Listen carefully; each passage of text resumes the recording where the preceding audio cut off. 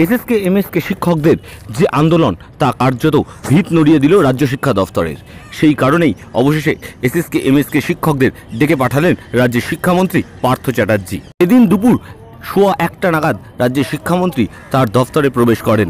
তার আগেই SSK MSK শিক্ষকদের যে আন্দোলনের রূপ সারা রাজ্য দেখেছে তাও তিনি নজর করেন এদিন।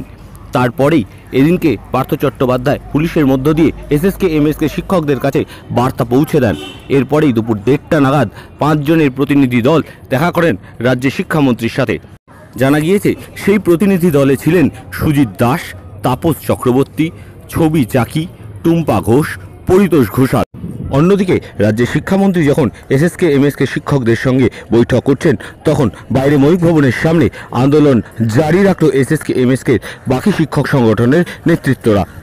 নিজেদের দাবি আদায়ের স্লোগান দিয়ে তারা রাস্তায় বসে রাজ্য সরকারের শিক্ষা দফতরের বিরুদ্ধে একের পর এক দাবি ছুড়ে দিতে থাকেন।